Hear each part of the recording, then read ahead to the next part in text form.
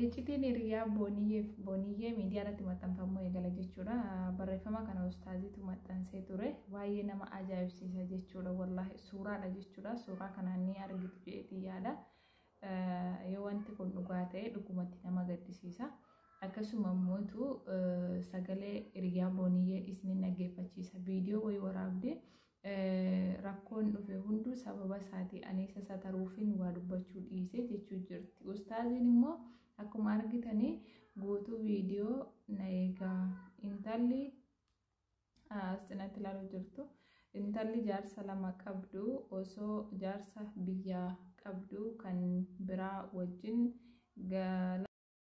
Rabbiin isin qabeen jira waan kana share like godhaati namoota hedduun biraan akka geessan abdii isin biraa qaba. Assalamu alaikum warahmatullahi wabarakatuh. Waan koo dabalatee akkasuma booniyyee maama bayaanillee dabalatee waan jiru xiqqoo isin dubbachuu dhufe. Wanti inni ol bahee jaartiin kiyyanarra seenaa filattee jedhee maxxanse sun dubbiin akkas miti. Dubbiin akkas hin taane booniinis ni beekti, jaarsi koollee beekaa, hiriyoonni keenyallee ni beekanii, namoonni nutti siqatan hedduun beekanii dubbiin akka inni jedhe sana otoo hin taane dubbiin akka biraati.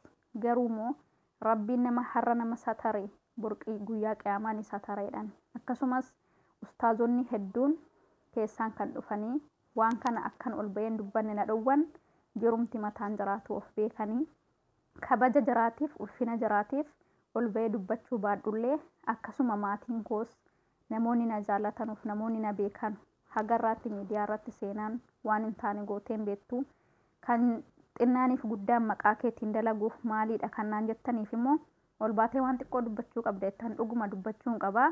Warroonni keessaa na dhowwitanillee ho'a sanatti waan dubbannes dhiifama isiniif godheetan jira. Akka dhiifama naa gootan isinirraallee abdiin qaba.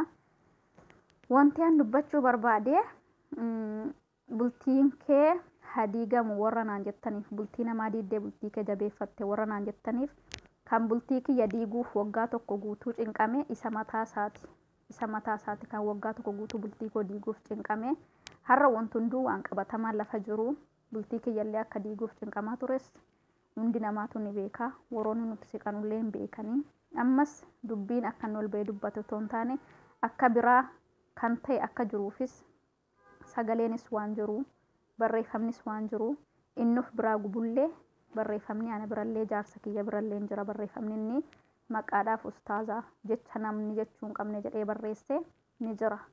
Garuu immoo har'a fakkeenyaaf bultii kan koo kana diiguuf gocha hedduu godhaa ture waan hedduu godhaa ture har'a immoo bultii koo rabbiin diiguu baannaan jechan taane ol bahee barreessee uummanni hunduu akka waanan dhugumaan bultii jaraa diigeetti na furatee bultiin kee haa diigamu naan jechaa jirtan. Ana bultii koo rabbiin na ijaaree homtuu na diiguu hin danda'u. Ammas immoo ani intala warra mootiiti sanyii abbaa jifaarii nuti warra aadaa qabnu warra safuu beennu warra maatii qabnu bultiin keenya diigamee ijaaramee nuti maatii keenyatu waan dhumuu qabu nuuf fixa malee miidiyaa miti. Har'as ta'e boris bultiin kiyya miidiyaa irraan dhufu ani bultii kiyya miidiyaa irratti hin ijaaranne maatiin na ijaaree rabbii wajjin. Ammas immoo an bultii kiyya miidiyaa irratti wantan dubbadhu tokkollee hin jiru. Bultii kiyya nama miti rabbiin na ijaaree alhamdulillahi rabbil aalamiin. Ammas immoo nama tokko yoo satarte rabbiin guyyaa qiyaamaallee nama sataraa nuti nama nu dhowwee kabajne yookaan nama na dhowwee kabajee sitirii isaan fuudhu jedhee waan hedduu of keessatti qabadhee waan hedduu otoo nu gubu wanti hedduu otoo nu aarsu obsini namoonni bultii keellee hadiigamu naan jettan bultii kiyya nama miti kan ijaare rabbiidha. Ammallee ani hin diigamu dhugaa kana keessaa hin qabu. Ani immoo bultiin jaraa akka hin diigamneef akkuma booniin viidiyoo sii keessatti dubbatte waan hedduu nama sii gorsaa turedha. Bultiin sii akka hin diigamneef an nama abbaan manaa kootiitiif abbaan manaasii akkuma nuti uffata bifa tokko uffannu akkuma nuti itti wajjin jiraannu kanatti jarris akka jarra akkas ta'an fedha ture. Yaadni koo guddaa ture. Kaayyoon koo guddaa ture. Booniif nama akkamii akkan ta'e isiinillee na beekti. Inninuu jaalalli keenya kun hagam akka daangaa darbe gaafa argu anattillee shiree hedduu natti shiraa ture.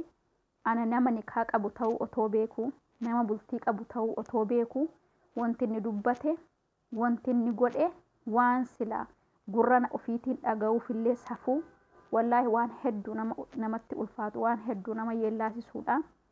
Alhamdulillahi rabbil alamin abbaa manaa kiyyaallee akkan ol ba'ee miidiyaa irratti hin dubbanne akkan waan tokko hin goone akkuma namoonni isallee dhowwinaan jedhan isallee dhowwee karadhee garuu keessaan isa wajjin wal lolullee miidiyaa irratti akkan waan takka hin goone maatii koo waan kabajuuf waan anallee kabajuuf waan an isa dhowwee waan na dhagahee dhiiseef isallee galateeffachuun barbaada. Akkasuma namoota hedduu suuraa kiyya irratti viidiyoo daladdan laayikii keessaniif koomentii keessaniif jecha maqaa koo na balleessitan har'allee borillee waan kana keessaa hin qabu. Wanti kun akka inni jedhe otoo hin taane akka biraati kan inni fide achirra waan biraa ta'ullee yoo kaastan viidiyoon irratti hojjettan kaasuu baannaan immoo wallaahi guyyaa qiyaamaa naaf gaafatamtan rabbiin biratti. Ammallee namoonni bultii kee keessa diiginaan jettan bultiin kan koo hin diigamu ana rabbiin na ijaaree garuu moo akkanarraa dhaabbattanuufan ol bahee dubbadhee ani nama biyya safuu qabu keessatti dhalatee guddateedha. Nama maatii isaatiif kabajaa qabuudha. Akkasumas immoo an nama abbaa manaa kootii onlaayinii irratti baree miti. Nama yookaan onlaayinii walitti nu heerumsiisee miti. Nuti ijoollee biyya tokkooti. Nuti nama naannooti. Ani innis nuti nama qaamaan wal beekuudha. Eenyu nu caala nama na amanuudha. Anis eenyu walitti nama sana amanuudha. Kanaaf namoonni zimmettaniituma lifaatii hedduu laffaatan akkanarraa dhaabbattanuuf ammallee wanti na ajaa'ibsiise takka dhugumatti wanti kun yoo dhugaa ta'e ustaazii rakkoo isaa namni hubateef hin jiru. Hinaaffata akkas gochuu jira. Dhugumatti saayimni kee takka yoo waan baalagee hojjettite atis toltee bultee wanni sun waan gaarii sitti fakkaata achitti harkifatta jechuudha. Kana wanti ustaazii aarsee guggubsee irraa fagaadhuutiin jechaa ture. Akkasuma hiriyaan booniyyee fi booniyyeen walii hin gannu jedhanii quraanaan walii kakachaa turanii. Maali namni takka haga wal danda'utti waliin jiraata yoo wal dadhabe nagaatti waliin jedha. Haadha manaa abbaa manaarra namni waliif oolmaa qabu jira. Isaan adda ba'u gaafa walii ta'uu dadhaban. Akkasuma amma isaanuu wal dadhabanii kunoo amma booniyyee fi hiriyaan isheetu walitti bu'anii jiru jechuudha. Guyyaa keessa dubbiin kun walitti isaan buusa. Akkuma hiriyaan booniyyee yeroo jettutti ani abbaa manaa koo miidiyaa irratti sittin heerumne miidiyaa irrattis waliin fuune minaamin ceephoo akkasii dubbatti jechuudha. Kana jechuun immoo isaanumaaf jechuu jirti. Baay'ee takka nama ajaa'ibsiisa. Obboleettii keenya saayimni booniyyee yoo dhugumatti osoo abbaa manaa qabdu waan kana gooti taate warra hin baratanirra isin warra baratetti yoo waan akkasii isinirraa argama ta'e bataam itti sheemiidha. Dhuguma isiniin jedha. Namoonni tokko dubartii diinii baratte caalee namni mataa jabaatu hin jiru jedhu. Ani garuu waan kana hin amanu. Namni haalumaan ol caaluu danda'a malee hunda miti.